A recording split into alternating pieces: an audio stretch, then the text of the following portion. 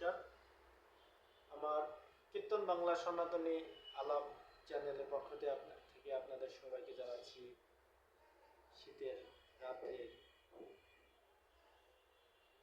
মিষ্টি ভেজা শুভেচ্ছা, হৃদয় ভেজা শুভেচ্ছা।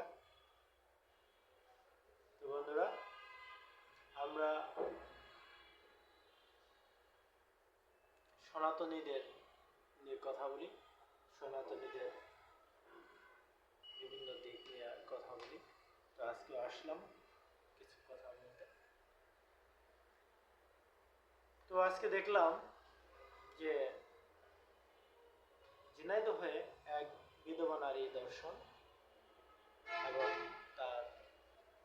তাকে গাছে বেঁধে চুল কাটা দেখলাম। আর দেখলাম একটা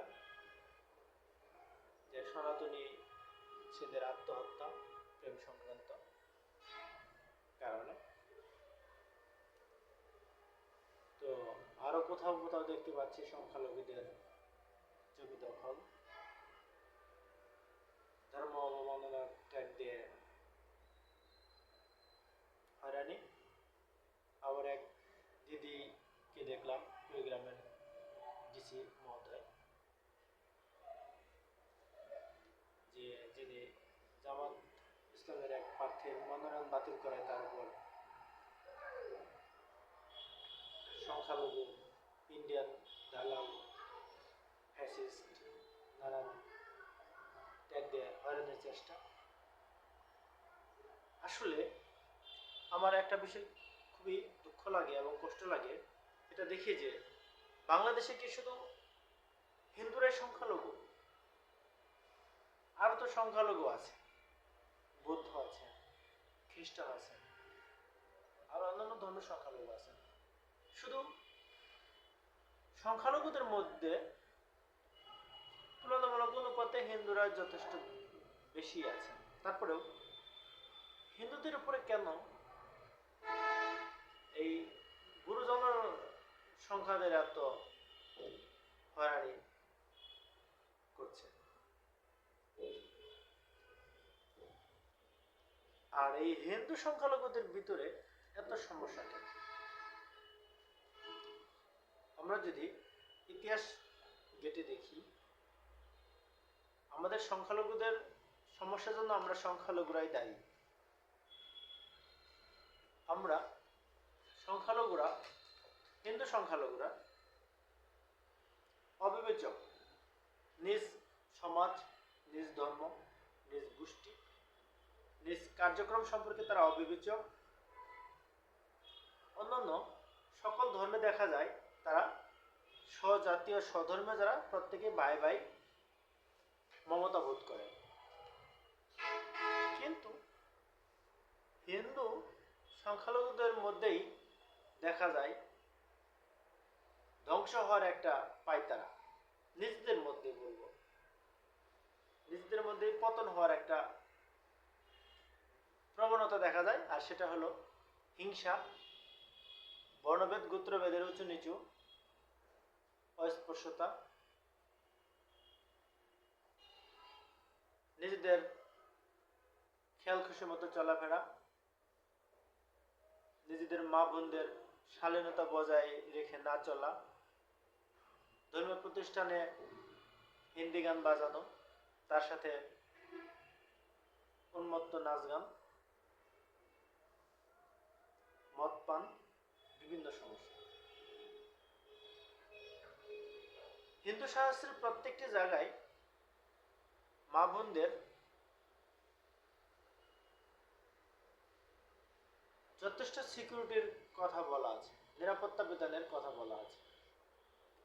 কিন্তু আমার কেন যেন মনে হচ্ছে একমাত্র হিন্দু সংখ্যালঘুদের মধ্যেই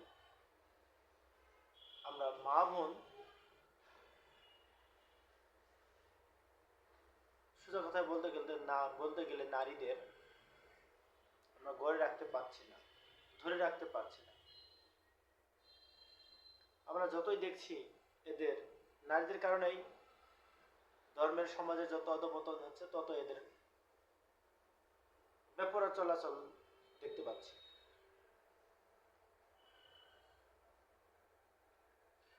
আমাদের এসব পরিত্রাণের জন্য পর্যাপ্ত প্রচুর পরিমাণে শাস্ত্র গ্রন্থ পড়া উচিত। যেসব বিধিবিধান কুসংস্কার মনে হয় সেগুলো সংস্কার করা উচিত। যেসব নিয়ম সমাজের সাথে অসংলগ্ন সেগুলো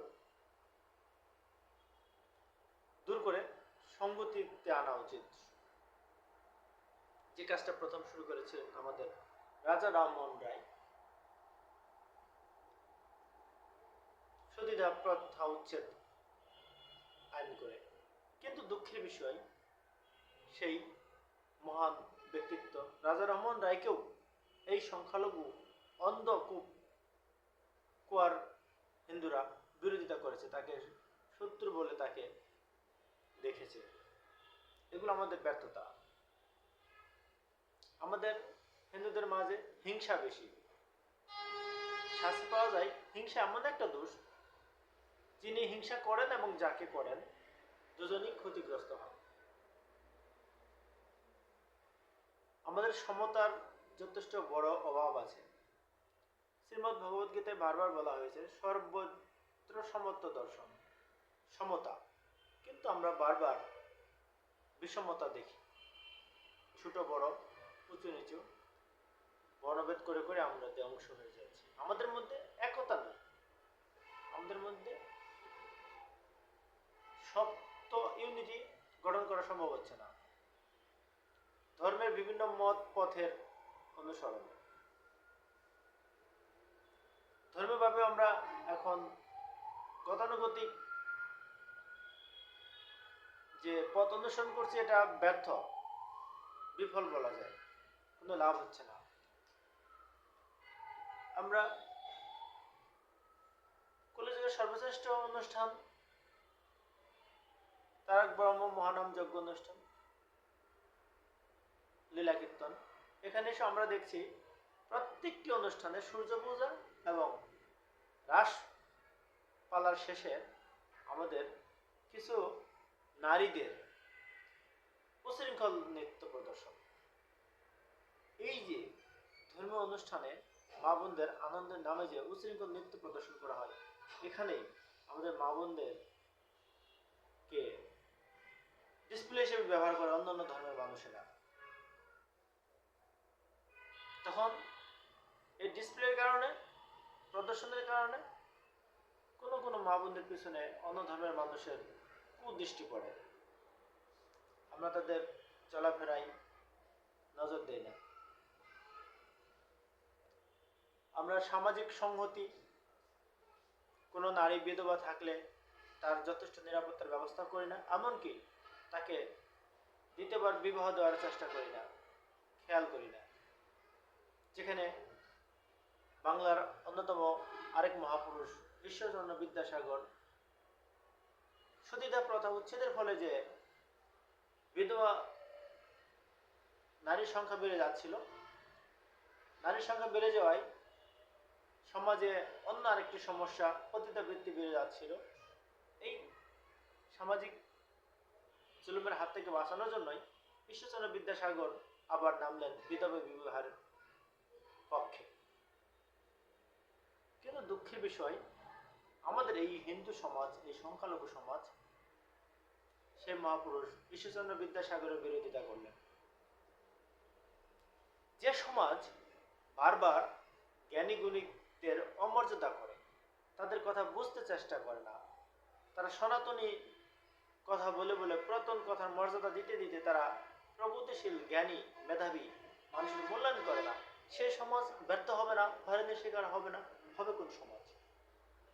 ঠিক এই সংখ্যালঘু অল্প বুদ্ধির পুরাণচণ্ডী মা বোনদের,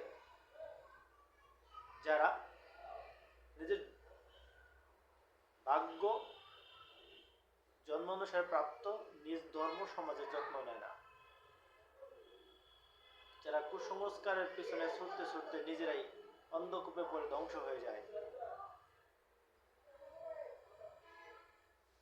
সকল ধর্মের মাঝে শ্রেষ্ঠ এবং পুরাতন ধর্মই সনাতন ধর্ম, অথচ সেই সনাতন ধর্ম আজকে ভেঙে ভেঙে খান খান হয়ে যাচ্ছে। তাদের মধ্যে নাই সংস্কার, নাই সমতা, নাই সংগঠিত হওয়ার মনোভাব, নাই এক পথে থাকার কোনো চিন্তা, যেগুলো আমাদের ব্যর্থতার কারণ বলে আমি মনে করি। আসুন আর হয়রানি না হয়ে যে পথ দিয়ে আমাদের হয়রানি শুরু হয় সে পথগুলো আমরা রোধ করি। আমরা যেহেতু সংখ্যায় কম, আমাদের বিষয়, সম্পত্তি, নারী, সমস্ত ব্যবসা, সমস্ত কিছু গুছিয়ে করতে হবে। যেমন আরেকটি অপ্রীতিকর ঘটনা দেখলাম, খোকন দাস, যাকে ব্যবসা প্রতিষ্ঠান থেকে বাসায় যাওয়ার পথে ছিনতাইকারীরা উৎপত্তি থেকে তাকে হয়রানি করে, এমনকি চিনে ফেলার কারণে তার উপর তারা পেট্রোল ঢেলে আগুন জ্বালিয়ে দেয়। আমি এক্ষেত্রে বলবো খোকন দাসকে দায়ী করব, যেহেতু দেশের বর্তমান রাজনৈতিক প্রেক্ষাপট ভালো নয়। এই প্রেক্ষাপটে সকল সনাতনী ভাই বোনদের সাবধানে চলাচল করাটাই উচিত। কোনো ভুল করা যাবে না, কোনো অপরাধ করা যাবে না। আমাকে আপনাকে শতভাগের উপরে যদি থাকে সচেতনতা, সেটাই ফলো করা উচিত, অনুসরণ করা উচিত। তবে হয়তো কিছুটা আমাদের হয়রানির পথ বন্ধ হবে। আমরা বৃহত্তর জনগোষ্ঠীর সাথে পারবো না, কিন্তু আমরা নিজেদের দুর্বলতাগুলো অন্তত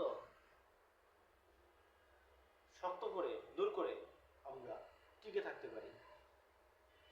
রাজনৈতিক পট পরিবর্তন এটা পৃথিবীর নিয়ম, এটা হয়, এক পক্ষ জয় হয় আর এক পক্ষ পরাজয় হয়, এটা হতেই থাকবে।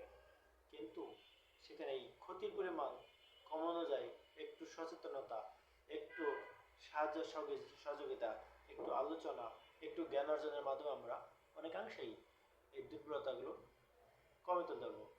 তো বন্ধুরা, আমার আলোচনায় যদি কোনো ভুল ত্রুটি হয়ে থাকে কমেন্টস করে জানাবেন, আর আমার এই ইউটিউব চ্যানেল শেয়ার দিয়ে আমার সনাতনী ভাই বোনদের সেবায় শরীক হবেন।